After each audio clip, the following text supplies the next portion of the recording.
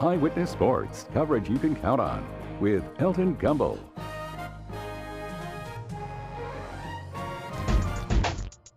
All right, Rattler fans, it's homecoming week, so you know it's time to turn things up a notch for all of the orange and green faithful out there. Welcome to the FAMU Football Coaches Show. I'm your host, Elton Gumbel. As good as that sounds to say, well, it's much better to see it. And let's show you how it all happened with a quick Rattler recap. And if my math is correct, I've anchored more than 7,000 shows.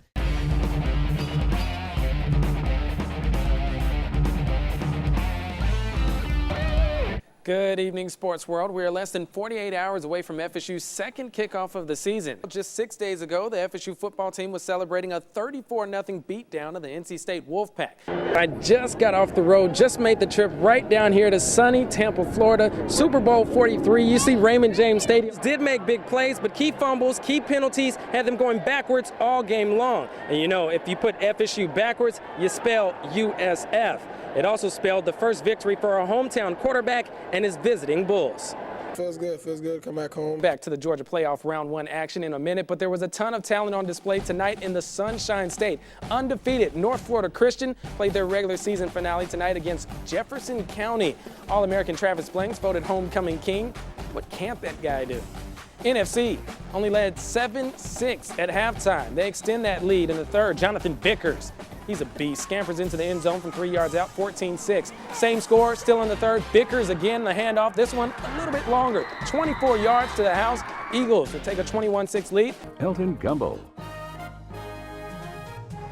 All right, stick around. We'll have much more after the break.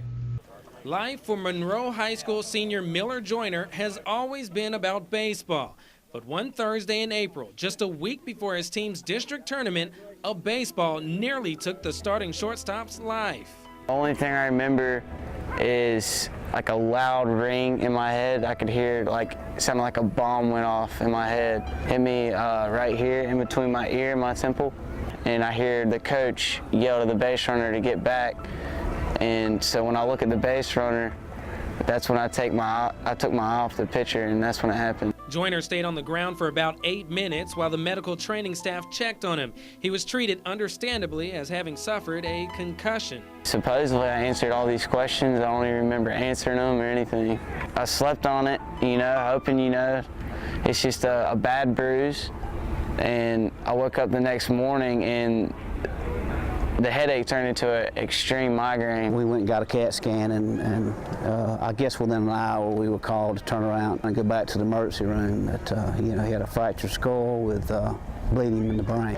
If that ball would have hit me half an inch over, you know, it could have killed me.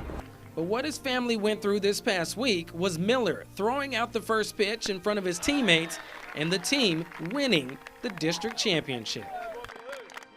The high school football season is finally here. I work out. Because the Peach State started tackling round 1 of the state playoffs tonight. It's win or the end for some of your favorite Georgia schools. So let's start off in Cairo, where Coach Tom Falah and the Syrup Makers kicked off another sweet playoff home game. Makers wasted little time finding the end zone. Stephen Bench hits Terrell Kaysen in the flat, follows his blockers 58 yards later. He's scoring. Cairo will take the 7-0 lead. More than 450 yards in the last 2 weeks. Looks like he tried to get 450 more on this play alone. Cuts it back, turns on the Jets. He'll get a lot of Facebook friend requests after that one. 41-21, big win for Coach Yusef Shakir and Lincoln High. All right, let's cross the border for a Class 4A showdown. Region implications were on the line last night in South Georgia. For those of you who don't know, region crowns are the same as district titles in the Sunshine State. And folks, one last thing, you know, he looks like he's my size, but no, Big Easy is Big Easy for a reason. 6'9". I think I'm in trouble. Tip off again, 7 o'clock. Tickets are still available, so come on down. In racing, it's natural for the driver to stand tall. But once the stands fill up and the engines rev up, it's a total team effort. The number 4 Monster Energy truck team of Ricky Carmichael took to the track last week in Daytona. Carmichael zipped around the speedway, hanging on to the thrill of going 150 miles per hour. The rush you get in these things, I mean, your heart rate's just, you know, through the roof, and it's definitely fun.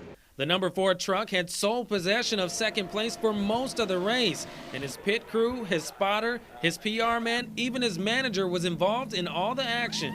We've been running second place all night. We know we got a great truck. Just hope we can bring it home. And while the end result wasn't what the number 4 team wanted, they did pick up their 11th top 10 finish since last year in Daytona. Every year gets better and better, you know, baby steps, but sometimes I wish there were full-grown steps. James Ramsey reached base safely in 53 straight baseball games this past spring for FSU, and he still hasn't slowed down. In fact, Rammer now has MVP status. The junior star has been tearing up the Cape Cod League with the Yarmouth Dennis Red Sox. It's the 56th showdown between the two teams since 1951. Now, normally this is the time when I send it over to our reporter out in the field, but I can't seem to find him anywhere. He's right behind me, isn't he?